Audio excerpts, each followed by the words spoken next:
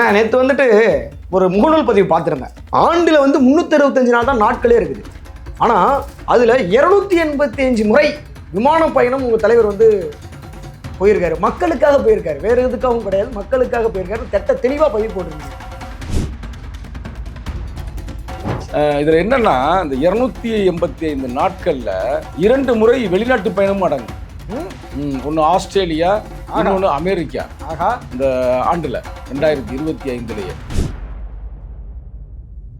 அதை விட முக்கியமான ஒரு செய்தி நான் உங்களுக்கு சொல்றேன். தலைவர் பாஸ்போர்ட் எடுப்பதற்கு இந்த சங்கத்தமிழ் தான் முக்கியமான காரணம். அப்படியா? அடிக்கடி தமிழா பாண்டியன் சொல்லுவாரு, இவர் 500 நாடுகளுக்கு சென்றிருக்கிறார். நாடு எங்க இருக்கு அப்படின்னு கேட்பாங்க. அவர் பெரிய அறிவாளி தமிழா பாண்டியன். அவர் தெளிவா சொல்றாரு, அமெரிக்காவுக்கே 5 முறை சென்று இருக்கிறார், ஆஸ்திரேலியாவுக்கு 12 முறை சென்றிருக்காரு. விமான பயணம் 285 நாட்கள் சொன்னேன், சரிங்களா? அத்தனை முறை பயணித்து இருக்கிறார் அப்படின்னு. ஆனா அவர் கடந்த தூரங்கள் தெரியுமா? 2025 மட்டுமே, இந்த ஆண்டு மட்டும் வச்சிருக்க ரெக்கார்டு சொல்றேன் பாருங்க. 2,800,000 கிலோமீட்டர் பயணித்திருக்கிறார். அப்புறம் தான் சரி 2025 முழுசு அந்த நோட்டை வாங்கி ஃபுல்லா பதிவு பண்ணுவோம்டா, மேனுவலா பதிவு பண்ணுவோம் அப்படின்னு சொல்லி இந்த மேனுவலாவே பதிவு பண்ணது. அடுத்து புரட்சியாளர் அம்பேத்கரை பாருங்க. அவருடைய வரலாறை நம்ம எப்படி சொல்றதுன்னே தெரியல, ஆனாலும் நம்ம சொல்லித்தே ஆகணும்.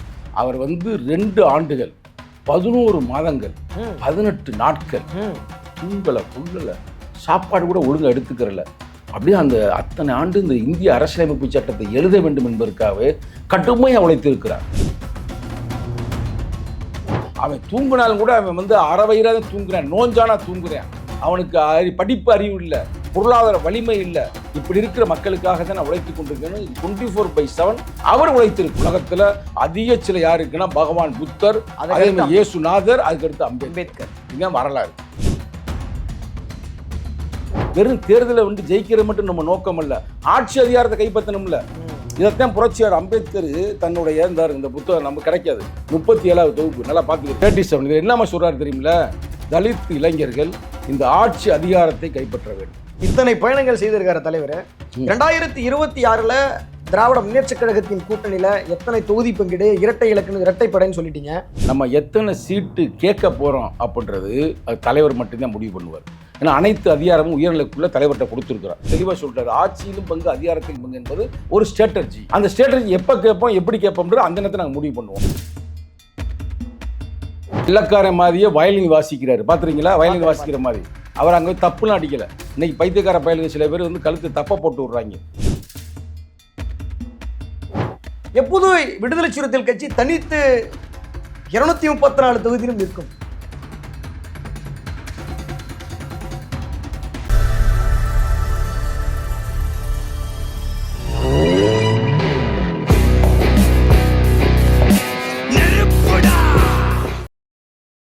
தி ஃபயர் தமிழ் நேயர்களுக்கு வணக்கம். இன்று நாம் அரங்கத்திற்கு வருகின்றிருப்பவர் விடுதலை சிறுத்தைகள் கட்சியின் இளைஞரணி மாநில செயலாளர் அண்ணன் சங்கத்தமிழன் அவர்கள் வந்திருக்கிறார். அண்ணா வணக்கம். அண்ணா வணக்கம் தம்பி. நல்லா இருக்கீங்களாண்ணா? நல்லா இருக்கிறேன். ஆங்கில புத்தாண்டு அண்ணனுக்கு நல்வாழ்த்துக்கள். நல்வாழ்த்துக்கள் சொல்லுங்க. ஏன்னா நேற்று ஒரு முகநூல் பதிவு பார்த்துருந்தேன். ஆண்டில் 365 நாள் தான் நாட்களே இருக்குது. ஆனால் அதில் 285 முறை விமான பயணம் உங்கள் தலைவர் போயிருக்காரு. மக்களுக்காக போயிருக்காரு, வேற எதுக்காகவும் கிடையாது, மக்களுக்காக போயிருக்காரு. திட்ட தெளிவாக பதிவு போட்டிருந்தீங்க. அது எப்படின்னா, அது எப்படி கொஞ்சம் தெளிவாக விளக்கினா நல்லாயிருக்கும். அது நம்பக்கூடிய ஒன்றாவே தெரியல எங்களுக்கு. அதனால தான் உங்கள்கிட்ட நேரடியாக கேட்குறேன். ரொம்ப சிறப்பு. தம்பிக்கு ஆங்கில புத்தாண்டு நல்வாழ்த்துக்களையும் பார்த்து கொண்டிருக்கின்ற நேயர்களுக்கும் ஆங்கில புத்தாண்டு நல்வாழ்த்துக்களை தெரிவித்துக் கொள்கின்றேன். உண்மையிலே நான் உங்களை பாராட்டுறேன். ஒரு இளைஞராக இருந்தாலும் கூட நம்ம எவ்வளவோ பதிவில் போட்டிருந்தாலும் அந்த குறிப்பிட்ட பதிவை நீங்கள் பார்த்துட்டு அதை என்னை கூப்பிட்டு உங்கள் அரங்கத்தில் பேச வைக்கிறீங்க. அதுக்கே மூலம் உங்களுக்கு நான் நன்றி சொல்லணும். மகிழ்ச்சி. ஏன்னா இன்று இளைஞர்கள்லாம் சினிமாவை தான் பார்ப்பாங்க. எங்கடா அவன் படம் எப்படி இருக்குது, இவன் படம் எப்படி இருக்குது, அந்த நடிகை எப்படி இருக்குது, இந்த நடிகை எப்படி இருக்குன்னு அதை பார்த்து கொண்டு இருப்பார்கள். ஆனால் நீங்கள் எழுச்சி தமிழர் அவர்கள் எப்படா 285 முறை பயணித்தார் அப்படின்னு கேள்வி கேட்டிருக்கிறீங்க. உண்மையிலே சிறப்பு. அதுக்கே நான் முதல்ல இளைஞர்களை பாராட்டணும் தம்பியை. இதில் என்னன்னா, இந்த 285 நாட்களில் 2 முறை வெளிநாட்டு பயணமும் அடங்கும். ஒன்று ஆஸ்திரேலியா, இன்னொன்று அமெரிக்கா. இந்த ஆண்டில் 2025 இது வெறும் ஒரு ஆண்டுக்கு மட்டுமே. ம். இது இன்னும் வந்து நீங்கள் வந்து நாங்கள் கடந்த அரசியலில் வந்து 25 ஆண்டு காலமாக இருக்கிறோம். ஒரு காலத்தில் வந்து நாங்கள் இதாக இருந்தோம். எப்படி இருந்தோம்னா மக்கள் இயக்கமாக இருந்தோம். இதெல்லாம் மொத்தமாக பார்த்தீங்கன்னா நீங்கள் மிரண்டு போயிடுவீங்க. ஆமாம் ஆமாம். அதை விட முக்கியமான ஒரு செய்தி நான் உங்களுக்கு சொல்கிறேன். தலைவர் வந்து பாஸ்போர்ட் எடுப்பதற்கு இந்த சங்கத்தமிழ் தான் முக்கியமான காரணம். அப்படியா? நான் வந்து கரெக்டாக வந்து 2000 தலைவர் சந்திக்கிறேன். துபாயிலேருந்து வந்த பிறகு லீவுக்கு வந்திருக்கிறேன். அப்போ நான் அண்ணன் சொல்கிறேன், அண்ணன் வெளிநாட்டுக்கு வாங்கினேன், பாஸ்போர்ட் எடுங்கண்ணே. அப்போ தலைவர் வந்து சிரிச்சுட்டே சொல்கிறேன், ஏன்பா இங்கே இருக்கிற வேலையை ஊர்பட்ட வேலை இருக்குது, நான் எங்கப்பா துபாயெலாம் வரப்போகிறேன், வெளிநாட்டுக்கு வரப்போகிறேன் அப்படின்றாரு. ஆனால் தலைவர் அதே 2000 கடைசியில் திடீர்னு ஒரு நாள் எனக்கு ஃபோன் பண்ணுறாரு. பாஸ்போர்ட் எனக்கு இங்கே கொடுக்க மாட்டாங்கப்பா, ஆனால் நான் பாஸ்போர்ட் எடுத்து நான் போக வேண்டியிருக்குது. எங்கன்னா சவுத் ஆஃப்ரிக்கா, அங்கேருந்து ஒரு நிகழ்வுக்காக தென்னாப்பிரிக்கா, நம்ம நெல்சன் மண்டேலா இருந்தார்ல, அந்த ஊருக்கு ஒரு மாநாட்டுக்கு போக வேண்டியிருக்குப்பா, போகும்போது திரும்பி வருவேன்ல, அப்போ நான் வந்து துபாயில் வந்து உன்னை பார்க்குறேன்ப்பா அப்படின்ற மாதிரி சந்திக்கிறேன்னு சொல்லிட்டு வந்துட்டாரு. பாஸ்போர்ட் கிடைக்கல. ஆனால் வந்து அந்த காலத்தில் மூவ் பண்ணாரு. அந்த காலத்தில் தலைவர் கொடுக்க மாட்டாங்களா பாஸ்போர்ட், மூவ் பண்ணாரெலாம் கொஞ்சம் உதவி செய்து நாங்கள் வெளிநாட்டு நிகழ்ச்சி நடத்துகிற லெட்டர்லாம் கொடுத்த பிறகு தலைவர் வர்றாரு. சவுத் ஆப்பிரிக்கா போயிட்டு முதல்ல துபாய் வர்றாரு. அதுவும் உங்களை சந்திக்க வராரு. என்ன மட்டுமல்ல, நம்ம விடுதலை சிறுத்தைகளை, துபாயில் இருக்கிற சிறுத்தைகளை, அதில் குறிப்பாக நம்ம ஒரு முக்கியமான புள்ளி, இன்னமும் சொல்லப்போனால் நான், முத்தமிழ் வளவன், பட்டணம் மணி, அதனால் அந்த நேரத்தில் வந்து நம்ம ஞாபகப்படுத்த வேண்டும். எங்கே வந்து சந்திக்கிறாரு.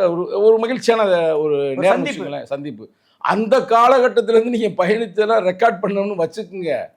அடிக்கடி தமிழா பாண்டியன் சொல்லுவார், இவர் 500 நாடுகளுக்கு சென்றிருக்கிறார் அப்படின்னு. மொத்தம் இருக்கிற நாடு 195. அப்ப என்ன அர்த்தம்னா பல நாடுகளுக்கு திரும்பி சென்று இருக்கிறார் அப்படின்னு. ஒரு முறைக்கு பல முறை.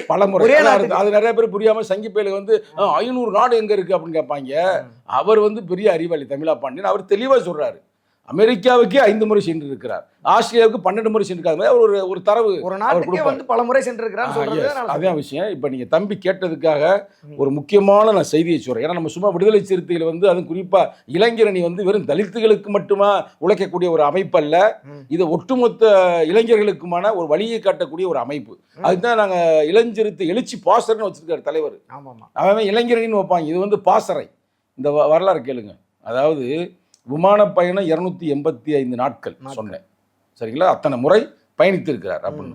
ஆனால் அவர் கடந்த தூரங்கள் தெரியுமா? 2025 மட்டுமே, இந்த ஆண்டு மட்டும் வச்சிருக்க ரெக்கார்டு சொல்றேன் பாருங்க, 2,800,000 கிலோமீட்டர் வந்து பயணித்திருக்கிறார். எப்படி அந்த ரெக்கார்டெல்லாம் நீங்க எடுத்தீங்க? ஃபுல்லா உங்களுக்கு தர்றேன். உண்மையா அது? நான் ஃபுல்லா டெய்லி வந்து நான் எதுக்கு எழுதுன்னு உங்களுக்கு விளக்கம் சொல்றேன். நிகழ்ச்சியில் வந்து ஏறக்குறைய 1032 நிகழ்வுகள். அது இது பூரா எப்படின்னா அஃபிஷியலா நடக்கிற நிகழ்வுகள். உங்களுக்கு தெரியும், எங்க தலைவர் போகும்போது டப்பு அங்கங்க கூட்டி போயிருவாங்க பாத்தீங்கன்னா, அதெல்லாம் சேர்க்கல. அஃபிஷியலா முக்கியமான நிகழ்வு, அதாவது எப்படின்னா மேடை போட்டு மைக்கு கட்டி அது மாதிரி நிகழ்வு மட்டும் நான் பதிவு பண்ணிருக்கிறேன். 1032 நிகழ்வுகள். அப்ப அந்த இடைப்பட்ட நேரலையில போற நிகழ்வுலாம் அதெல்லாம் நான் சேர்க்கல. அதெல்லாம் சேர்த்தோம்னா இன்னும் எவ்வளவு போயிரும். இது வந்து ரெக்கார்ட்லாம் வந்து நான் கின்னஸ்ல கொடுக்க போறோம். இந்த காதணி விழா, அந்த திருமண விழா அது வந்து அஃபிஷியலா நடந்த நிகழ்வுகள் மட்டும்தான். சில நேரம் என்ன பண்ணி போயிட்டே இருப்பார், தலைவர் நிப்பாட்டி வண்டியை மறிச்சு அந்த நிகழ்வு கொண்டு போயிருவாங்க. இப்ப அவர் போனார் பார்த்தீங்கன்னா தலைவர், கோவில்பட்டி இடத்துக்கு ஒரு நிகழ்வுக்கு போயிருந்தார், பார்த்துருப்பீங்க. அவர் போயிருந்தவர் என்ன பண்ணிட்டாங்க, டக்குனு வண்டியை மறிச்சிட்டாங்க ரோட்ல. எத்தனை மணிக்கு? 12 மணிக்கு மறைச்சு அவரை கொண்டு போய் நிகழ்ச்சி நடத்திட்டு அவரை வந்து 2 மணிக்கு தான் விட்டுருக்குறாங்க. வந்து 3:30 மணிக்கு படுத்துருக்காரு. 3:30 மணிக்கு படுத்திருக்கிறாரு. காலையில 7 மணிக்கு பிளேன் மதுரைக்கு வருவதற்கு. அந்த பயணத்துக்கு எப்படி ஒரு மனிதர் தானே 3, 4, 5 3 மணி நேரம் தூக்கம். ஆமா, அவ்வளவுதான். டெய்லி அவ்வளவுதான் இருக்குது. இதெல்லாம் நான் பார்த்துட்டு தான் அடடா இவர் இப்படி இருக்கிறாரு அப்படின்னு. நான் சில நேரங்கள் அவரோட பயணம் போவேன். பயணம் போகும்போது என்ன ஆகும்னா, திடீர்னு நம்ம அவரோட சேர்ந்து போவோம். சேர்ந்து போயிட்டு வந்து எல்லாம் நிகழ்ச்சி முடிச்சுட்டு வீட்டில் வந்து நம்ம படுத்து தூங்கிடும்னு வச்சுங்களேன். அடுத்த நாள் நம்ம நினச்சிக்கிருப்போம், சரி தலைவர் காலில் இருப்பார், நம்ம போய் வேலை செய்யல சந்திப்போம் அப்படின்ட்டு டிரைவர் கூப்பிட்டு வாங்க போவோம் அப்படின்னு பெறப்படும் போது ஃபோன் பண்ணி கேட்குறது, என்னடா தம்பிகளா அப்படின்னு ராஜேந்திரன் மற்ற கேள்வி ஃபோன் பண்ணும்போது, அண்ணே தலைவர் இப்போ வந்து டெல்லியில் இருக்காருங்கன்பாங்க. உடனே நைட்டு 4-5 மணி வரைக்கும் ஒரு ப்ரோக்ராம் வந்துருப்பாரு. காலையில டெல்லி போயிடுவாரு. சரி டெல்லியில தான் இருக்காரு, அங்க இருக்கிற ஒரு ஆளுக்கு பேசுவோம் அப்படின்னு. என்னப்பா ஏதாச்சும் கேட்டோம்னா, அண்ணன் சிட்டில இருக்காரு அப்படின்னு. அடுத்த நாள் சரி சிட்டில தான் இருக்காரு, நான் ரைட்டு 2 நாள் கழிச்சு நம்ம பிடிப்போம் ஆளா அப்படின்னு பிடிச்சி பார்த்தோம்னா பாம்பேல இருப்பாரு. நீ வேணா இது பூரா ரெக்கார்டு இருக்கு, நீ வேணா இந்த ரெக்கார்டுகளை இப்போ நான் உங்களுக்கு தர்றேன். இதை பார்த்துட்டு தான் இதை எவனுமே பதிவு செய்ய மாட்டாங்க. தலைவரோட பயணிக்கிற பயலுக போட்டா எடுப்பாங்க பக்கத்துல நின்று அவங்களே திருப்பி. ஆனா இதை ரெக்கார்ட் பண்ண மாட்டாங்க அப்படின்னு எனக்கு ஒரு வருத்தம் இருந்துச்சு. அவரும் தலைவர் என்கிட்ட பல முறை சொல்லியிருக்கிறாரு. அப்புறம் தான் சரி 2025 முழுசு அந்த நோட்டை வாங்கி ஃபுல்லா பதிவு பண்ணுவோம்டா மேனுவலாக பதிவு பண்ணுவோம் அப்படின்னு சொல்லி நான் மேனுவலாகவே பதிவு பண்ணது. அதுக்கு மேலே ஒரு கருத்தை சொல்லிட்டு நாங்கள் ஸ்டார்ட் பண்ண உங்களுக்கு சிறப்பாக இருக்கும். எப்படின்னா பல தலைவர்கள் இருக்கலாம், ஆனால் நம்ம கட்சியை பொறுத்தவரைக்கும் நம்ம பெருமையாக பார்க்கக்கூடியவர் தந்தை பெரியார். அதே நேரத்தில் கார்ல் மார்க்ஸ், அதுக்கடுத்து நம்ம தலைவர் அம்பேத்கர். இவங்க 3 பேரும் நம்ம ஐக்கார். மற்றவங்களாம் வந்து நம்ம யாரும் தவறா சொல்ல கொள்கை தலைவர்கள் ரைட்டா. இவங்க இன்னைக்கு அவன் சொல்லுவேன், ஆனால் இன்னைக்கு நேற்றில் நம்ம அண்ணன் அந்த காலத்துல இருந்தே சொல்லி வர்றோம். சரிங்களா? தேர்தல் புறக்கணிப்பு காலத்திலிருந்தே 3 கொள்கை தலைவர்களை அறிவித்த இயக்கம் விடுதலை சிறுத்தைகள். நல்லா தம்பி புரிஞ்சிருக்கு சிறப்பு. இங்க பாருங்க, அதில் தந்தை பெரியாருக்கு வந்து அவங்க ரெக்கார்ட் பண்ணிட்டு இருக்காங்க பிரதர், நல்லா கேட்டுக்குங்க. அவர் மொத்த தூரம் அவர் வாழ்நாளில் கடந்த தூரம் எவ்வளோன்னா 13 லட்சத்திற்கு மேலே அவர் பயணித்திருக்கிறார். ஒரு குறிப்பிட்ட அதாவது தூரம் 13 லட்சம் கிலோமீட்டர் அவர் பயணித்திருக்கிறார். அதுக்கு அடுத்து நான் உங்களுக்கு சிம்பிளா புரியுற மாதிரி சொல்றேன் பாருங்க. இந்த பூமி இருக்குல்ல, உருண்டை, இந்த பூமி பந்து இருக்குல்ல, இதை 33 முறை சுத்து வந்ததற்கு சமம். அந்த 13 லட்சம் கிலோமீட்டருக்கு அவர் பயணித்திருக்கிறார். இதே அந்த ரெக்கார்டு. இன்னொன்று வந்து எத்தனை நிகழ்ச்சியில் கலந்துருக்கிறார்னா 10,700 நிகழ்வுகள் அவர் கலந்துருக்கிறார் தந்தை பெரியார். அபிஷியல் நிகழ்வு இதெல்லாம் அஃபிஷியல், நான் சொல்றது பூரா அஃபிஷியல். அவருடைய நேரங்கள் ஒதுக்கியிருப்பார்கள், அதுக்கான நேரங்கள் 21,400 ஹவர்ஸ் இந்த மக்களுக்கு கூடவே வாழ்ந்திருக்கிறார் தந்தை பெரியார். அதாவது அவருடைய பயணங்கள் வந்து எவ்வளவுனா 8,200 நாட்கள். அவ்வளவு பயணங்கள் வந்து அவர் செய்திருக்காரு. ரெக்கார்ட் பண்ணி வச்சுட்டாங்க அஃபிஷியலாகவே. ஏன்னா அவங்க கட்சி வந்து கொஞ்சம் அமைப்பு வந்து கொஞ்சம் வலிமையான அமைப்பு, பொருளாதார அமைப்பு, ஒரு நிறுவனமாக்கப்பட்ட ஒரு அமைப்பு, அவங்களுக்கு எல்லா வசதி வாய்ப்பு இருக்கு. அவங்க ரெக்கார்ட் பண்ணாத அந்த காலத்திலேயே ரெக்கார்ட் ரைட். இது முடிஞ்சு போச்சு. இப்போ நம்ம மார்க்ஸ் எடுத்துன்னு வச்சுங்களேன், மார்க்ஸ் எல்லாம் அவ்வளவு பெரிய ரெக்கார்டுகள் இல்லை, ஆனால் அதில் ஒரு பெரிய கருத்து, அது எவ்வளோ உண்மைன்னு பண்ணி சொல்கிறேன் பாருங்களேன். அவர் எழுதின மாஸ் கேபிட்டல் இருக்கு பார்த்தீங்களா, அதற்காக ரொம்ப கடுமையாக எழுதியிருக்கிறார். எழுதும் பொழுது முக்கியமாக சொல்கிறேன், நீங்கள் வந்து இளைஞர் புரிஞ்சுக்கணும், எழுதும்போது ரொம்ப வறுமை, அந்த வறுமையில் வந்து புக் எழுதுகிறாரு. அவங்க மனைவி ஏங்கல்ஸ் ஃபுல் சப்போர்ட்டாக இருக்கிறாங்க. அந்த நேரத்தில் குழந்தை இறந்து போயிடுது. இறந்து போன குழந்தைய வந்து நம்ம வந்து வெளியில் போய் அதை வந்து அடக்கம் செய்வது கூட வழி இல்லை. இருந்தாலும் கூட அந்த குழந்தைய கீழே வச்சு அதுக்கு மேலே இதை புக்கை வச்சு அப்போ எழுதி கொண்டு இருந்திருக்கிறாருன்னு வரலாறு சொல்லுது. அப்புறம் வந்து அவருடைய நண்பர் வந்து சரி என்ன அப்படின்னு கேள்விப்பட்டு அதை போய் அடக்கம் பண்ணியிருக்கிறாங்க. இதெல்லாம் பெரிய வரலாறு. அப்போ என்ன பண்ணோம்னா 24 நேரம் இந்த மக்களை பற்றி சிந்திச்சுக்கிட்டே இருந்திருக்கிறாரு. ஆனால் அவர் எவ்வளவு அவர்ஸ் இருந்தார்ன்றதை காட்டாமல் வரலாறு மட்டும் சொல்கிறாங்க. அவருடைய இது இருக்கு பார்த்தீங்கன்னா, அவர் வந்து நாடற்றவர், ஆனால் அவரை வந்து லண்டனில் ஒரு நாட்டுக்காரர் நினைச்சாங்க. அவரை அடக்கம் செய்த பிறகு அதில் எழுதியிருக்கிறாங்க டயலாக், நீங்கள் கேள்விப்பட்டிருப்பீங்க, மிகப்பெரிய சிந்தனையாளர் சிந்திப்பதை நிறுத்திவிட்டார். இந்த டயலாக் அங்கே அவர் புரியுதா உங்களுக்கு? அவருடைய நிலைமை அப்படி. அடுத்து வருவோம் நம்ம ஐயாட்ட, புரட்சியாளர் அம்பேத்கரிடம். அதாவது கார்ல் மார்க்ஸ் வந்து தொடர்ந்து சிந்தித்து கொண்டே இருந்தாரு, அந்த சிந்தனை நிறுத்தி விட்டார். அப்ப என்ன அர்த்தம்? அவர் வாழ்நாள் பூரா சிந்திச்சுக்கிட்டே தான் வாழ்ந்திருக்காருன்னு அர்த்தம். அது அவருடைய வரலாறு. சூப்பரா சொல்லிட்டீங்க. அடுத்து புரட்சியாளர் அம்பேத்கரை பாருங்க. அவருடைய வரலாறை வந்து நம்ம எப்படி சொல்றதுன்னே தெரியல, ஆனாலும் நம்ம சொல்லித்தே ஆகணும். அவர் வந்து 2 ஆண்டுகள் 11 மாதங்கள் 18 நாட்கள் தூங்கலை, கொள்ளலை, சாப்பாடு கூட ஒழுங்காக எடுத்துக்கிறல. அப்படியே அந்த அத்தனை ஆண்டு இந்த இந்திய அரசியலமைப்பு சட்டத்தை எழுத வேண்டும் என்பதற்காகவே கடுமையாக உழைத்திருக்கிறார். அதற்கு முன்னால் அவர் உடல் நம்ம திடாகரத்தியமாக இருந்திருக்கு. பழைய ஹோட்டலாம் பார்த்து படம்லாம் பார்த்தீங்கன்னா பயங்கரமாக இருப்பார். இந்த தொடர்ந்து 2 ஆண்டுகள் 11 மாதங்கள் 18 நாட்கள் சாப்பாடு, ஒரு நேரம் சாப்பாடு டோட்டலாகவே சாப்பிடல. இது அந்த அரசியலமைப்பு சட்டத்தை எழுத வேண்டும் என்பதற்கு அதுதான் உங்களுக்கு நாட்களோட சொல்கிறேன். அதுக்கு மட்டுமே, வேறதே இல்லை. அது மட்டுமல்லாமல் 141 நாட்கள் வரைவுக்குள் இருக்கு பார்த்தீங்களா, அதற்காக உழைக்கும் பொழுது அவர் வந்து ஒரு நேரம் மட்டுமே சாப்பிட்டுருக்கிறார். சாப்பிட்டா கூட டைம் போயிடும் அப்படின்னு.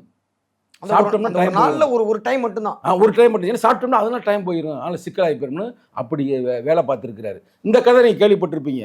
ஒரு நாள் வந்து ஒரு வெள்ளக்காரையும் போய் பார்க்கும்போது அம்பேத்கர் வந்து 3:30-4 மணிக்கு படிச்சுட்டு இருந்திருக்கிறாரு. விளக்கு எரிஞ்சிருக்கு. ஏங்க நீங்க எப்படி இருக்கிறீங்க அப்படின்னு கேட்கும்போது என்னுடைய மக்கள் என்ன சொன்னார் சொல்லுங்க பாப்பா. என் மக்கள் வந்துட்டு தூங்காம உறங்கிட்டு இருக்காங்க, தூங்காம இருக்காங்க. இல்லை அப்படி இல்லை, அது கருத்து எப்படின்னா, ஏங்க நீ இப்படி முடிச்சிருக்கிறீங்க, எல்லா தலைவரும் நாங்கள் போய் பார்த்தோம், எல்லாரும் காந்தி தூங்கிக்கிட்டு கிடக்குறாரு, நேரு தூங்குறாரு, சர்தார் வல்லபாய் பட்டேல் தூங்குறாரு, ஆனால் வந்து நீங்கள் இப்படி முடிச்சுக்கு இருக்கீங்க 4:30 மணி 3:30 மணிக்கு என்ன அப்படின்னு கேட்கும்போது, அவங்க மக்கள்லாம் நீங்கள் சொன்ன மாதிரி நல்லா விழித்து கொண்டு இருக்கிறார்கள், ஆகையில் அவர் நிம்மதியாக தூங்குகிறார்கள். என் மக்கள் எல்லாம் நல்லா தூங்குறாங்க, செவனேன்னு தூங்குறாங்க, ஒரு வேலையும் செய்ய மாட்டாங்க. அப்போ நான் விழித்து இருக்கணும்ல, மக்களுக்காக நான் விழித்திருக்கிறேன், அவங்களுக்காக நான் விழித்து நான் அவங்களுக்கு ஏதாவது செய்யணும்ன்றக்கா இது பண்ணுறேன். அவன் தூங்குனாலும் கூட அவன் வந்து அரை வயிறாக தான் தூங்குறான், நோஞ்சானா தூங்குறான். அவனுக்கு படிப்பு அறிவு இல்லை, பொருளாதார வலிமை இல்லை, இப்படி இருக்கிற மக்களுக்காக தான் நான் உழைத்து கொண்டிருக்கேன்னு 24/7 அவர் உழைத்திருக்கிறார். அப்படிப்பட்ட அம்பேத்கர் தான் இன்னைக்கு வந்து சாதி தலைவரை முத்திரம் குத்துறாங்க. அப்படிதான் குத்துவாங்க. ஆனால் அன்றைக்கி அதெல்லாம் கடந்து இன்னைக்கு உலக லெவலில் அதிகமான சிலைகள் யாருக்குடா அப்படின்னா புரட்சியாளர் அம்பேத்கருக்கு தான். உலகத்தில் அதிக சிலை யாருக்குன்னா பகவான் புத்தர், அதே மாதிரி இயேசுநாதர், அதுக்கடுத்து அம்பேத்கர். இதுதான் வரலாறு. நீங்கள் வந்து இங்கே பண்ணலாம், ஆனால் எல்லா வெளிநாட்டுகளிலையும் லண்டனாக இருக்கட்டும், அமெரிக்கா இருக்கட்டும், சிட்னியாக இருக்கட்டும், உங்கள் தொலைக்காட்சியில் ஏற்கனவே வந்து நான் ரெக்கார்டு கொடுத்துருக்கிறேன், பேசியிருக்கிறேன். எத்தனை சிலைகள் இருக்குது புரட்சி அம்பேத்கர்னு. இது வரலாறுல. இந்த வரலாறை போல நம்ம நிகழ்காலத்தில் வந்து பார்க்குறோம். அம்பேத்கர்கிட்ட நம்ம வாழலை, மார்க்ஸ்கிட்ட வாழலை, பெரியாரையும் நம்ம பார்க்கலை. ஆனால் நம்ம தலைவர் இப்படி உழைக்கிறாரு, இதை எவனுமே ரெக்கார்ட் பண்ண மாட்டாங்களே அப்படின்ற ஒரு எண்ணத்தில் நான் ரெக்கார்ட் பண்ண ஆரம்பிச்சிட்டேன். விடுதலை சிறுத்தையோட இளைஞரின் சார்பாக இந்த நோட்டில் இன்னைக்கு போராட வச்சு காலையில் இத்தனை மணிக்கு இவர் பரப்பிட்டு போயிட்டாரு, இத்தனை மணிக்கு இவர் இங்கே வந்துட்டாரு, ஃபுல் ரெக்கார்டு வச்சிருக்கிறது. நீங்களே பாருங்கள் தம்பி, பாருங்கள், திறந்து பாருங்கள். ஃபுல்லாக எல்லா ரெக்கார்டும் அப்படியே இருக்குங்க. எங்கெங்கே போனார், எங்கெங்கே வந்தார், எத்தனை மணிக்கு வந்தார், எத்தனை மணிக்கு மீட்டிங்கு, ஒவ்வொரு தேதியும் நான் உங்களை படித்து காட்டுறேன் பாருங்க, படித்து காட்டுறேன். அது இன்றைய இளைஞர்களுக்கு ரொம்ப பயனாக இருக்குங்க. ஆக மொத்தம் நம்ம என்ன சொல்ல வர்றோம்னா, அவருடைய விமான பயணங்கள் 285 நாட்கள், அதுக்கு 285 டைம்ஸ், கடந்த தூரங்கள் 2,800,000 கிலோமீட்டர். இதை நீங்க பெருக்கினீங்கன்னு வச்சுக்கோங்க, கடந்த 25 ஆண்டு காலம் பெருக்கினீங்கன்னா தந்தை பெரியாரை விட பல மடங்குகள் வரும். பல மடங்குகள். அப்போது விமான பயணம் எதுவுமே கிடையாதுல்ல. அவரும் விமானத்தில் போயிருக்காரு, அவரும் சௌவித்திரசி எல்லாம் போயிருக்கிறாரு. ஆனா பல மடங்கு வரும். நிகழ்காலத்தில் நீங்க சேலஞ்சே பண்ணலாம், நான் சேலஞ்சே பண்றேன். நிகழ்காலத்தில் உலக லெவலில் எந்த தலைவனுமே ஓர் ஆண்டுக்குள்ள 255 டைம் போயிருக்க மாட்டேன், பிசினஸ் மேலே போயிருக்க மாட்டேன். அப்புறம் எப்படி அரசியல் தலைவர் போவாங்க? ஆனால் வந்து யாருக்காக போறாரு? இதெல்லாம் மக்களுக்காக. அவருக்கு என்ன குழந்தை குட்டி இருக்கா, இல்லை பிள்ளை குட்டி இருக்குதா? எதுக்காக போறாரு? இந்த மக்களுக்காக, மக்களை சந்திப்பதற்காக, மக்கள் பிரச்சனைக்காக தொடர்ந்து செல்கிறார். இப்போ நான் உங்களுக்கு சொல்கிறேன் பாருங்க, கேட்டீங்க பதில் என்னென்ன ரெக்கார்டு வச்சிருக்கேன் கேட்டீங்க பாருங்க, ரெக்கார்டை பாருங்கள், உங்களுக்கும் தெரியும். நீங்களும் விடுதலை சிறுத்தையில் தொடர்ந்து அதெல்லாம் அந்த பதிவுகளை நீங்கள் பார்த்து கொண்டு இருக்கிறீர்கள். நல்லா பாருங்கள். 1 டிசம்பரில் சொல்கிறேன், மற்றதெல்லாம் சொன்னேன்னா நீங்கள் கேட்க முடியாது. இந்த மாதத்தை ஒரு மாதம் சொல்கிறேன், அதை வச்சு நீங்கள் கணக்கு பண்ணிக்கிறீங்க. 1 வந்து பொறுப்பு போடுறதுக்காக அவர் வந்து எங்கேயுமே வெளியிலேயே போகலை, எங்கேயும் போகல. உங்களுக்கு தெரியும், கேள்விப்பட்டிருப்பீங்க. 2 2/12/25 வந்து சென்னையில் உள்ள பெரியார் திடலுக்கு போறாரு, வீரமணிக்கு பிறந்தநாள் வாழ்த்து தெரிவிக்க. நான் இருக்கா, நான் பார்த்துருப்பீங்க. 3 எங்க போறாருன்னா, அம்பேத்கருக்கு வந்து நிகழ்வு வரப்போகுது அப்படின்னு லைவ்ல பேசுறாரு. இந்த பொறுப்பு எல்லாம் தயார் பண்ணிட்டு லைவ்ல பேசுறாரு. அது அன்னைக்கு ஒரே ஒரு நிகழ்வு தான், லைவ்ல பேசி முடிச்சாரா. 4/12/25 வந்து நேர டெல்லியில இருந்து சிட்னி போயிடுறாரு. எங்க போயிடுறாரு? சிட்னிக்கு போறாரு. சிட்னியில் போயிட்டு 5/12/25 வந்து ஆஸ்திரேலியாவில் நிகழ்வில் கலந்துக்கிறார். என்ன நிகழ்வு தெரியுமில்ல? ஆஸ்திரேலியா உலக தமிழ் வம்சாவாளி மாநாடு. அங்க யார் யார் கலந்து ஞாபகம் இருக்கா? தமிழக வாழ்வுரிமை கட்சியினுடைய தலைவர் வேல்முருகன். அது மட்டுமல்ல, ஆஸ்திரேலியா இந்திய தூர ஜானகிராமன் ஈஸ்வரன்ற ஒரு கட்சிக்காரங்க இருக்காருல்ல, அவரோட கலந்துக்கிறார். அது முடிஞ்சு போச்சா? அடுத்து பாருங்க, அடுத்து சிட்னியில் அதே இடத்துல வந்து என்ன பண்றாருன்னா, அங்க ஒரு மாநாடு திருப்பி நடத்துறாங்க. மண்டல செயலாளர், துணை மண்டல பொறுப்பாளர்கள் அன்னைக்கு தான் அறிவிக்கிறார். 6ஆம் தேதி. ஞாபகம் இருக்கா? நினைவாக இருக்கிறது. ஆமா. அடுத்து 7/12/25 வெஸ்டர்ன் சிட்னி ஆஸ்திரேலியா யூனிவர்சிட்டியில் இருக்கிற பெரியார் அம்பேத்கர் சிந்தனை வட்டம் அப்படின்றதுல ஒன்று சேர் என்ற தலைப்புல ஏறக்குறைய 1 மணி நேரம் பேசுகிறார். தலைவர் பார்த்திருக்கேன். தலைவர் ஒவ்வொரு முறையும் மணிக்கணக்கில் பேசக்கூடிய ஒரு தலைவர். இந்த தமிழ் 1 மணி நேரம் எங்க போய் பேசுறாரு? சிட்னியில போய் பேசுறாரு. முடிஞ்சு போச்சா? அடுத்து 8/12/25 ஆஸ்திரேலியா இருந்து நேரம் எங்க வந்துடுறாரு? டெல்லி வந்துடுறாரு. 3 நாட்கள் பயணத்தை முடித்துக் கொண்டு அடுத்து வந்து பாருங்க, 9/12/25 இந்தியா கூட்டணி சார்பாக நீதிபதி சுவாமிநாதனை வந்து பதவி நீக்க சொல்லி ஓம் பிர்லாவை சந்திக்கிறார். டெல்லியில யாராரு? பிரியங்கா காந்தி, அதே மாதிரி யாதவ், அகிலாஷ் யாதவ், DR பாலு, கனிமொழி, வைகோ, ஆர் ராஜா எல்லாம் கரெக்டா காலையில் 11 மணி செஞ்சு டேட்டோட போட்டு வச்சிருக்கேன் பாருங்க. அடுத்து பாருங்க, 10/12/25 SIR திருத்த நடவடிக்கையை கண்டித்து நாடாளுமன்றத்தில் உரையாற்றுகிறார். நாடாளுமன்றத்திலே பேசுறாரு SIR எதிர்த்து. அடுத்து பாருங்க, 11/12/25 நான் வந்து ஃபுல்லா அபிஷியல் நிகழ்வு மட்டும் சொல்றேன். இன்னும் அந்த நிகழ்வுக்குள்ள அன்னைக்கு 10ஆம் தேதி மற்ற நிகழ்வுக்குள்ள அவரை கூட்டி போறாங்க. டெல்லியிலே பல விஷயங்கள், பல நிகழ்வுகள். அதெல்லாம் நான் ரெக்கார்ட் பண்ணல. நான் ரெக்கார்ட் பண்றது அபிஷியல் நிகழ்வு. நமக்கு இப்ப நாளைக்கே நாம இதுல பதிவு பண்ண போறோம். இதுல உலக ரெக்கார்டு கின்னஸ்ல கொடுக்க போறோம். கரெக்டா? அப்ப இது ரெக்கார்டோட கொடுக்கணும். அதுக்காக அடுத்து 11/12/25 டெல்லியில வந்து தேசிய நெடுஞ்சாலைத்துறை தலைவரை சந்திக்கிறார். அவர் பேரு சந்தோஷ்குமார் யாதவ். போதுண்ணா ரொம்ப எங்க சேனல்ல வந்து போடுறதுக்கு வந்துட்டு இடம் இருக்காதாட்டுக்கு லாஸ்ட்ல வந்துட்டு இல்ல என்ன முக்கியமான விஷயங்கள் என்ன கொஞ்சம் விஷயங்கள் மட்டுமே சொல்றீங்க நம்புறேனா. பாருங்க எவ்வளவு நீங்க பூரா பாருங்க, அப்படியே வந்துகிட்டே இருக்கு அப்படியே போயின்னு வச்சுக்கலேன். அடுத்து வந்து முடிஞ்சா எத்தனை வரைக்கும் சொன்னேன், 11ஆம் தேதி முடிச்சுன்னா அடுத்து பாருங்க 12ஆம் தேதி எங்க போறாரு, 12-14 வந்து சென்னைக்கு வந்துடுறாரு. சென்னையில வந்த அப்புறம் 1000 விளக்குல வந்து கிறிஸ்துவ சபை மீட்டிங் அங்க ஒரு பேசியிருக்கிறாரு. அதுக்கடுத்து திருப்பி டெல்லி போறாரு. திருப்பி மகாத்மா காந்தி 100 நாள் வேலை திட்டத்தை பத்தி அங்க பேசுறாரு. அடுத்து வந்து இந்த பேரணி, காந்தி சிலை வரை பேரணி, அங்க போனார்ல காந்தி சிலை வரைக்கும் பேரணி போய் அது நடக்குது. அடுத்து 16ஆம் தேதி பாராளுமன்றத்தில் கேள்வி வைக்கிறாரு மின் உற்பத்தியை குறித்து. அதே 16ஆம் தேதி நூலகம் குறித்தும் கேள்வி எழுப்புறாரு. அடுத்து ரயில்வே அமைச்சர் அஸ்வினியை சந்திக்கிறார். அப்ப சிதம்பரத்திற்கு வந்து எங்களுக்கு வந்து அண்டர் கிரவுண்ட்ல வந்து இந்த ட்ரைனிங்லாம் வேணும், பரங்கிப்பேட்டைக்கு வேணும்னு பேசுறாரு. அடுத்து 18/2/25 வந்து சென்னைக்கு வந்துடுறாரு. சென்னைக்கு வந்த பிறகு தலைமைச் செயலகத்தில் முதல்வரை சந்திக்கிறார். நான் இருக்கா இலங்கை பிரச்சனைக்காக அங்க கூட கஜேந்திர குமார் பொன்னம்பலம் வந்தார்ல அந்த. அடுத்து 18ஆம் தேதி மக்களை சந்திக்கிறார் அசோக் நகர், மக்களை சந்திக்க. திருப்பி வந்து 19 கோயம்புத்தூர். விமானம் இதுக்குள்ளே எத்தனை விமானம் வந்துருச்சு பாருங்க. இதுக்குள்ளேயே 10-12 விமானம் வந்துருச்சு ஒரு வாரத்துக்குள்ளேயே. அடுத்து பாருங்க 19-12 வந்து நைட்டிங்கேல் குரூப் ஆஃப் இன்ஸ்டிடியூட் தொடர்பாக கோயம்புத்தூர்ல ஒரு மீட்டிங்ல கலந்து அப்படியே வர்றாரு. அடுத்து திருப்பி மதுரை போயிடுறாரு. அடுத்து மதுரையில வந்து எவிடன்ஸ் கபீர் அவர் கருப்பு ரட்சகன் நூல் வெளியீட்டு விழா கலந்துக்கிறாரு. நான் இருக்கா உங்களுக்கு. அடுத்து மக்களை சந்திக்கிறாரு. விருதுநகர் போறாரு. விருதுநகர்ல வன்னியரசு அம்மாவுடைய தாயாருடைய அந்த நிகழ்வு நான் இருக்குல்ல, திருப்பு விழாவில் வந்து பங்கேற்றாப்ல. அடுத்து நான் இருக்கு சூப்பர். அடுத்து திருநெல்வேலி போறாரு, மக்களை சந்திக்கிறாரு. கன்னியாகுமரி போறாரு, மக்களை சந்திக்கிறாரு. எத்தனை 21ஆம் தேதி கன்னியாகுமரியில வந்து திருப்பி மார்த்தாண்டத்தில் கிறிஸ்துமஸ் திருவிழா நடத்துறாரு. 22ஆம் தேதி வரலாற்று சிறப்பு மிக்க மதுரையில் திருப்பரங்குன்றத்தில் மாபெரும் கண்டன ஆர்ப்பாட்டம். சங்கி கும்பலை கண்டித்து மாபெரும் கண்டன ஆர்ப்பாட்டம். சிறப்பான உரை. 2 மணி நேரம். 1990 காலகட்டத்தில் இரா திருமாவளவன் அவர்களை பார்த்தது போல இருந்தது. எப்படி சூப்பரா அது. அதுக்கடுத்து அப்படி நேரம் எங்கே வர்றாரு, சென்னைக்கு வந்துடுறாரு. திருப்பி சென்னைக்கு வந்து செய்தியாளரை பார்க்கிறாரு. அடுத்து எல்எல்எஃப் போராட்ட மத்தியாக ஒரு பேசுறாரு. அடுத்து செங்கல்பட்டு போறாரு. அப்புறம் திருப்பூர் போறாரு. திருப்பூர் போன பிறகு திருப்பி செங்கல்பட்டு அங்க வந்து எம்எல்ஏ பனையூர் பாபு அவர் கட்டின ஒரு பள்ளிக்கூடத்தை வந்து திறந்து வைக்கிறாரு. அடுத்து அப்படியே வந்துட்டே இருக்கிறாரு. அடுத்து வந்து பெரியார் நினைவு நாளில் வேளச்சேரியில் வீரவணக்கம் அதுவும் செலுத்துற. சென்னை முடிச்சுட்டு இது முக்கியம் 24/12/25 சென்னை மேடவாக்கத்தில் மதச்சார்பற்ற முற்போக்கு கூட்டணி கண்டன ஆர்ப்பாட்டம். ஏறக்குறை 20 நிமிஷத்துல சரியான பேச்சு பேசிட்டு வைகோ எல்லாம் இருக்கும்போது எனக்கு அடுத்த விழா இருக்கு நான் போயிட்டு வரேன்னு சொல்லிட்டு போனார். நான் இருக்கேன்.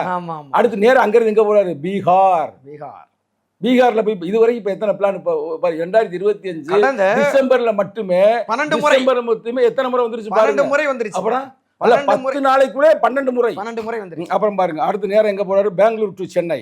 அடுத்து திருப்பி டு திருச்சி போறாரு. ஏர்போர்ட் விமானத்தை சந்திக்கிறாரு. அடுத்து பெரம்பலூர் மாவட்டத்தில் அம்பேத்கர் படிப்புக்கு சம்பந்தமா அதை பேசுறாரு. பெரம்பலூர்ல அப்படியே பல நிகழ்வுகள். அடுத்து முடிச்சு திருப்பி மதுரையில வந்து மக்கள் அதிகாரம் அந்த நிகழ்வை போய் பேசுறாரு. அடுத்து 29ல எங்க ஊருக்கு போறாரு, மதுரை மாவட்டம் மேலூர் பக்கத்தில் இருக்கிற மேலாவளவுக்கு போறாரு. மாபெரும் போராளி முருகேசனுடைய அம்மா இறந்து போனாங்களா அம்மாவுடைய அந்த நிகழ்வுக்கு போறாரு. அடுத்து 29/12/25 தான் கோவில்பட்டி போகும்போது 11 மணிக்கு வண்டியை மறிச்சிட்டு நாங்க வந்து எங்க ஊருக்கு வாங்க உங்களை கூட்டி போறோம் வரணும்னு கூட்டி போறாங்க. நேரலையில பார்த்தேன் போயிருப்பாரு. அங்க போயிட்டு திருப்பி வந்தாரு. அடுத்து 30ஆம் தேதி பார்த்தோம்னா தேவநாய பாவனர் அரங்கில் ஒரு நிகழ்வு இப்ப அது வரை வச்சிருக்கேன் பாருங்க. அதுக்கு அடுத்து மக்கள் சந்திக்கிறாரு. 31/12 இந்த நேரத்துல காலையில லைவ்ல பேசினாரு. ஃபுல் ரெக்கார்ட் இருக்கா இல்லையா பாருங்க. ஜனவரி 3ஆம் தேதி பாருங்க புதிய மாவட்ட செயலாளர் அறிவிப்பு இருக்குல்ல. இது மாதிரி இப்ப உங்களுக்கு வந்து இது வந்து ஒரு மாசத்துக்கு மட்டும் நான் உங்களுக்கு தரேன் ரெக்கார்டு. ஒரு மாதத்திலே இத்தனை முறை விமான பயணம், இத்தனை முறை மக்களை சந்திப்பு என்பது மிகப்பெரிய ஒரு தலைவரின் சாதனை இது. அப்ப இதுல இருந்து உங்களுக்கு என்ன தெரியுது, இதெல்லாம் வந்து இந்த ஒடுக்கப்பட்ட மக்கள் ஒரு ஆட்சி அதிகாரத்திற்கு செல்ல வேண்டும் என்பதற்காகத்தானே. கண்டிப்பா. அப்ப இதை புரியணும்ல. நம்ம கட்சியில் இருக்கிற தொண்டர்கள் ஒவ்வொருவரும் புரிந்து செயல்பட வேண்டும். ஏதோ இன்னைக்கு வந்து பேசும்போது யாரோ காங்கிரஸ்லேருந்து ஏதோ டைலாக் போடுறாங்களா, உள்கட்சி விவகாரங்களில் நீங்கள் தலையிடக்கூடாதுன்னுட்டு. உங்கள் கட்சி பிரச்சனை நாங்கள் அதுக்கு தலையிடுறோம்.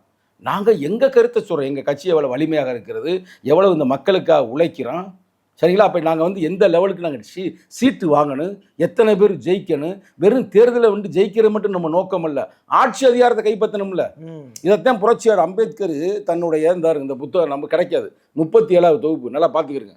இந்த புத்தகம் வந்து 37 தகுப்பு உங்களோட தம்பிட்டு நான் கொடுக்குறேன்னா உங்களை மாதிரி இளைஞர்களுக்கு நான் கொடுக்குறேன்னு நினைக்கிறேன். கண்டிப்பா. சரிங்களா? இதில் பாருங்க 37 தொகுப்புல அதை காட்டுங்க, கேமராவில் காட்டுங்க. இதில் என்ன சொல்லியிருப்பாரு அம்பேத்கர்? டாக்டர் பாபா சாஹிப் அம்பேத்கர் நூல் தொகுப்பு தொகுதி 37. இது என்னமா சொல்றாரு தெரியுமில்ல?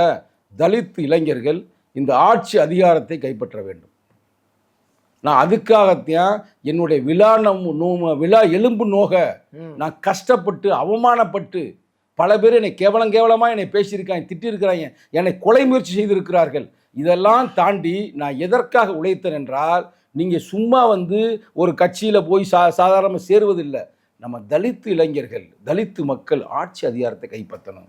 அதுக்காகத்தான் நான் வந்து இந்திய தேசிய கொடியை அதில் சக்கரத்தை வச்சேன். அதில் சக்கரை வச்சிருக்காரு பார்த்தீங்களா? தம்ம சக்கரம் அவர் உருவாக்குனது. ஒற்றை மனிதனை காந்தி என்னமா சொல்றாரு? அதில் ராட்டனை வைக்கணும்னாரு காந்தி. இவருக்கு அவர் திலகர் ஓம் வைக்கணும்னாரு, சுஸ்திக்கு வைக்கணும்னு அந்த கால சவார்கர் வந்து தூண்டி விட்டார் RSS கும்பல்.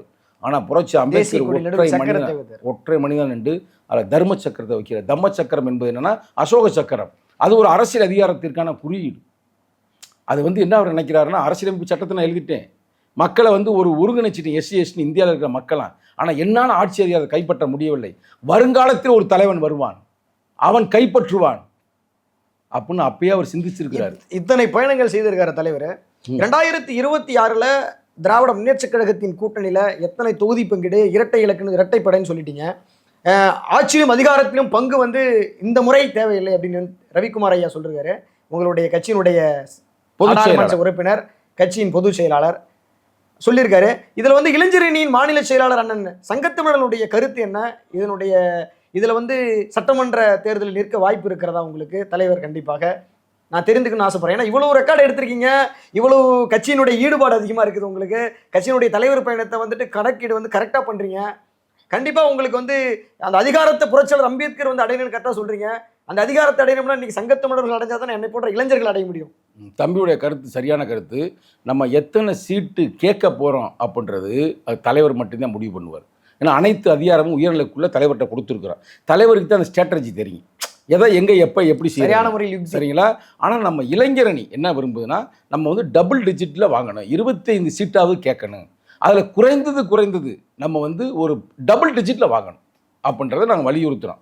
மேக்சிமம் 25 வரைக்கும் கேட்கணும் அப்படின்ற மாதிரி அதற்கான அனைத்து தகுதி நமக்கு இருக்குது. காங்கிரஸுக்கே 25 கொடுக்கும் பொழுது நமக்கு நிச்சயமாக கொடுப்பார்கள், கொடுக்க வேண்டும். ஏனென்றால் அது ஒரு தேசிய கட்சி, அதுக்கு ராகுல் காந்தி இருக்கிறார், அது பாராட்டுகிறோம். ஆனால் நம்ம கட்சி வந்து ஒவ்வொரு ஊர்லேயும் இருக்குது, கட்சி இல்லாத ஊரே இல்லை. ஒரு முகாம்களிலும் அதான் எல்லா முகாம்களையும் கட்சி இருக்குது.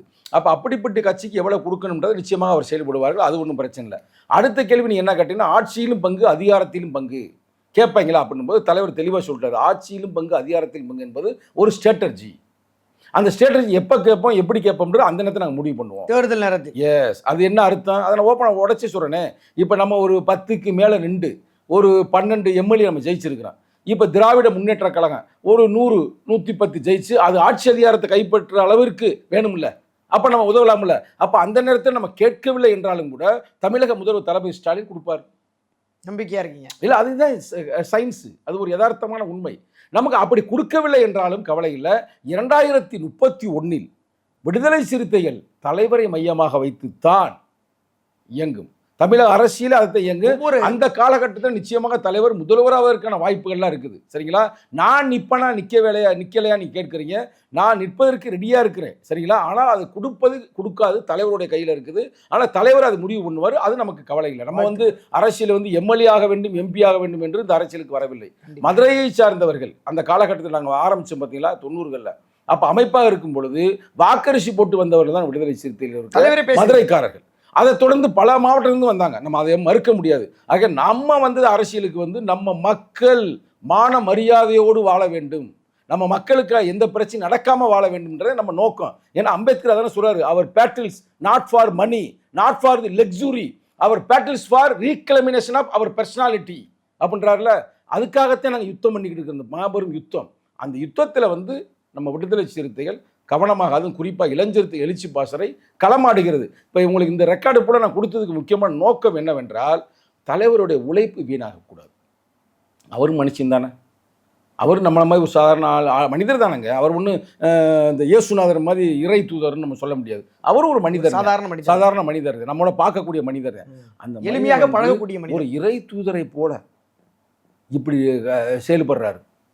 இப்போ இங்கே உட்காந்து பேசிட்டே இருக்க, திடீர்னு பார்த்தா நம்ம இன்னொரு ஊருக்கு போயிடுறாரு. நீங்களே பார்த்துருப்பீங்க, அவருடைய இதெல்லாம் பார்த்துருப்பீங்க. இப்போ நேற்று கூட நீங்கள் எழுதிருந்தீங்க, நல்லா சிறப்பான கருத்தாக இருந்துச்சு. அதாவது வன்முறைக்கு எதிராக சீறுவது போல, வன்முறைக்கு எதிராக அடக்குமுறைக்கு சீறுவதை போல, அதே நேரத்தில் அரசியல் மக்களுக்காக பயணித்திருக்கிறார். விமான பயணம் பறக்கிறார். அப்ப நம்ம ஒன்றும் குறைச்சல் இல்லை. ஒரு காலத்துல செருப்பு போட்டு நடந்தா அடிச்சாங்க. ஒரு காலத்துல புரட்சியாளர் அம்பேத்கர் இதுல போறாரு, இதுல மாட்டு வண்டியில போயிட்டே இருக்கும்போது வாட்டு வண்டிக்காரன் தெரிஞ்சு போச்சு அவன் ஒடுக்கப்பட்ட சமூகத்தை மகர் அமைப்பை சார்ந்த உடனே வண்டியவே கவுத்து விட்டாங்க.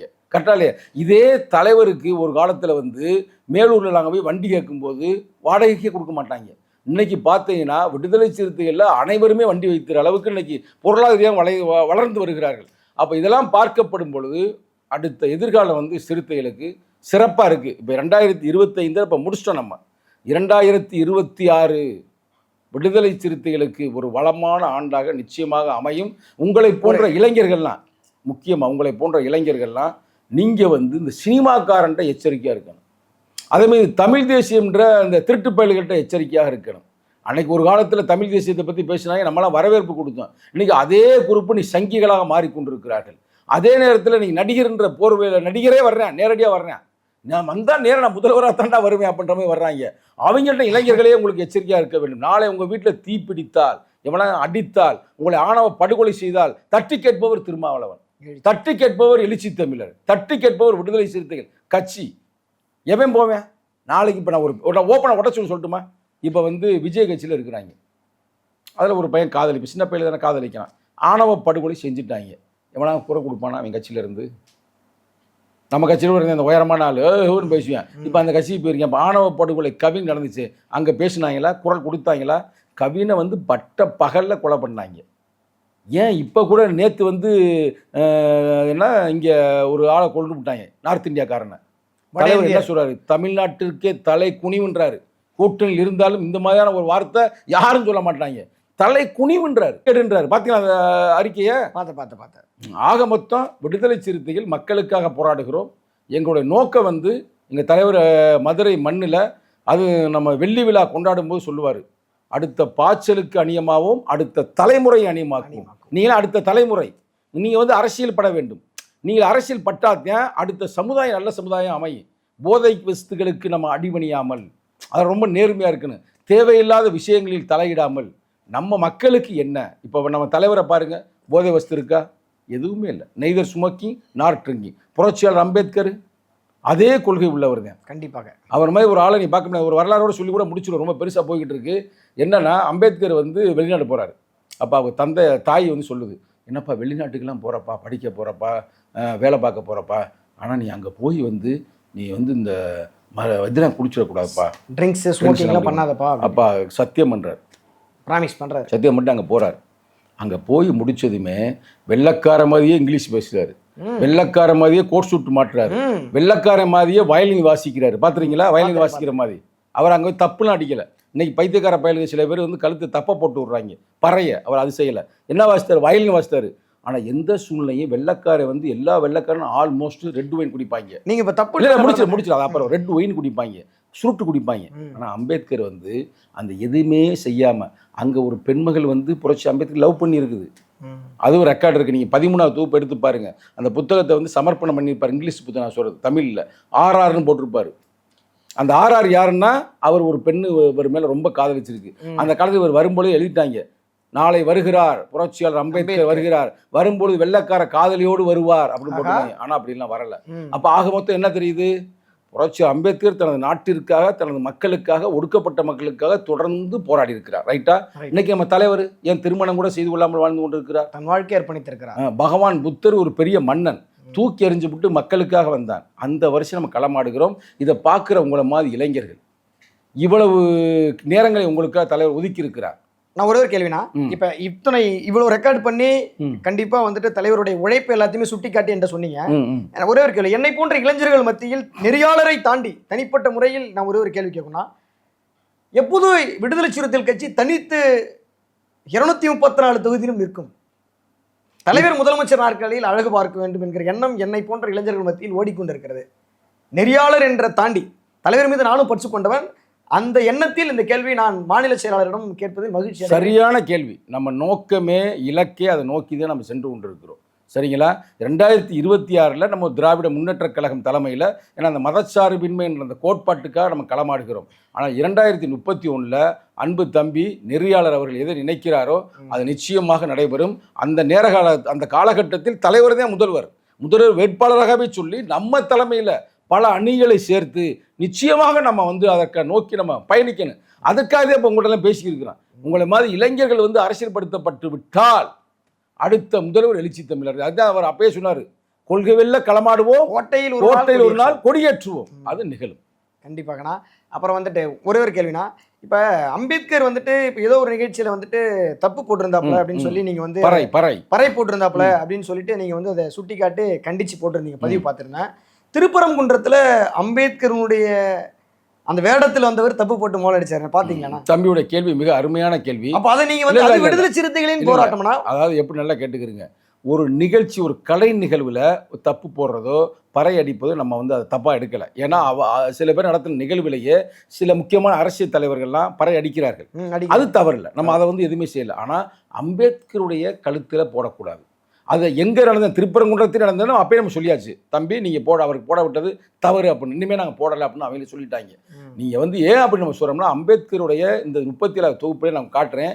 அவர் என்ன சொல்கிறாருன்னா, பறையடிக்கின்ற தொழில் செய்யக்கூடாது, செத்த மாட்டை உரிக்கக்கூடாது, இன்னமும் சொல்லப்போனால் அடிமை தொழில் எதையுமே எந்த சூழ்நிலையும் செய்யக்கூடாது அப்படின்ட்டு நான் சொல்லக்கூடிய வரலாறு யாருக்குமே தெரியாது, பெரிய அறிஞர்களுக்கு மட்டும்தான் தெரியும். நான் இப்போ சொல்கிறேன், தம்பிக்கு சொல்கிறேன் இந்த வரலாறு. எப்படின்னா, புரட்சி அம்பேத்கர் சொல்கிறாரு, இந்த டைலாக் சொல்கிறாரு, செத்த மாட்டை உரிக்கக்கூடாது, தப்படிக்கக்கூடாதுன்னு சொன்னதுமே இந்தியன் எக்ஸ்பிரஸில் எழுதிட்டாங்க பெருசாக அந்த காலத்தில். அந்த வரி எழுதி போட்டு என்னமா சொல்கிறாங்க, அம்பேத்கர் பொருளாதார நசிவை உருவாக்குகிறார் தலித்து மக்களிடம், அவங்க அந்த வேலையை செஞ்சாதான் அவங்களுக்கு பொழப்பு நடக்கும், அதுக்கான எந்த இதுவுமே செய்யாமல் அம்பேத்கர் அவங்களுடைய வாழ்க்கையை பொருளாதாரத்தை கெடுக்கிறாரு அப்படின்னு சங்கி பையில எழுதிடுறாங்க. தலித் மக்களுக்கு எதிராக அம்பேத்கர் நிற்கிறாங்க. எஸ், அது மாதிரி பேப்பர் எழுதிடுறாங்க.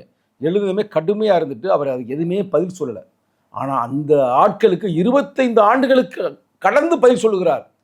எப்படி ஆளுன்னு பார்த்தீங்களா? வரிகளுக்கு இதுதான் பதில். என்னம்மா சொல்கிறார் அவர், என்னை 25 ஆண்டுகளுக்கு முன்னால் இந்த பத்திரிகையில், ஆங்கில பத்திரிகை இந்த கேள்வி எழுதியிருந்தாங்க, நான் அப்போ பதில் சொல்லலை. ஏன் பதில் சொல்லலைன்னா, அப்போ எங்கள் மக்களுக்கு எந்த வழியுமே இல்லை, இப்போ நான் அரசியலமைப்பு சட்டத்தை உருவாக்கி இடஒதுக்கீடு அப்படின்ற ஒன்றை கொண்டாந்துட்டேன், இப்போ நான் சொல்கிறேன், அந்த பத்திரிகைக்காரர்கள் சங்கி பயலுக்கு சொல்கிறேன், இப்படியே சொல்கிறார், என்ன ரெக்கார்டு இருக்குது, நான் 500 ரூபா தர்றேன் அப்படின்னு அவங்க சொன்னாங்கல்ல, மாடு உரிக்கிறதுக்கு நான் 500 ரூபா சேர்ந்து இன்னொரு 500 ரூபா கொடுத்து 1000 ரூபா தர்றேன், அந்த காலத்தில் 1000 ரூபா பெரிய மதிப்பு, இந்த வேலைகளை நீங்கள் செய்வீர்களா அப்படின்னு கேட்குறாரு. 500 ரூபா நட்டமாகி போச்சு நீ சொன்னீங்க எங்கள் மக்களுக்கு, நான் அந்த 500 ரூபாட சேர்த்து இன்னும் 500 ரூபா போட்டு 1000 ரூபா தர்றேன், 1000 ரூபா இந்த காலத்தில் 1 லட்சத்துக்கு சமம், அப்போ அந்த மாட்டை உரிக்கிற தொழில்கள், தப்படிக்கிற தொழில் நீங்கள் செய்வீங்களான்னு கேட்குறாரு. அப்போ எப்படி கேட்குறாரு பார்த்தீங்களா? அவங்க பயந்து போயிடுறாங்க, அவங்க எப்படி செய்வாங்க, செய்ய மாட்டாங்க. அவங்க சொல்லிட்டாங்க மன்னிக்க எனக்கு தெரியாமல் நாங்கள் எழுதிட்டோம் அப்படின்றாங்க. அப்போ அம்பேத்கர் ரொம்ப எச்சரிக்கையாக இருந்திருக்கிறாரு. அதுதான் என்ற இளைஞர்கள் இருக்க வேண்டும் என்பதே நம்முடைய ஆசை. மற்றதெல்லாம் சிறப்பு, பாராட்டுவோம், கலையை வென்றெடுப்போம், கலை மூலமாக, திரைப்படத்தின் மூலமாக ஆட்சி அதிகாரத்திற்கான ஒரு நெகிழ்வுத்தன்மை உருவாக்கும் மக்கள் மத்தியில், அது நம்ம மாட்டுக்கிறது இல்லை. ஆனால் அதே நேரத்தில் இழி தொழில் செய்யக்கூடாது, புரட்சியாளர் அம்பேத்கருடைய கழுத்தில் பறை அடிப்பதை போல் போடக்கூடாது அப்படின்றதே நம்முடைய கருத்து. தலைவருடைய பயணத்தையும் தலைவருடைய உழைப்பையும், தலைவர் இந்த மக்களுக்காக எவ்வளவு போராடி இந்த மக்களை இந்த நிலைமைக்கு கொண்டு வந்திருக்கிறார், புரட்சியாளர் அம்பேத்கரின் கொள்கைகள் அனைத்தையும் திறன்பட உண்மையான கருத்தை வெளிப்படையாக சொன்ன விடுதலை சிறுத்தைகள் கட்சியின் மாநில இளைஞரணி செயலாளர் அன்பண்ணன் சங்கத்தமிழன் அவர்களுக்கு நெஞ்சார்ந்த நன்றி அண்ணா. நன்றி, வணக்கம்.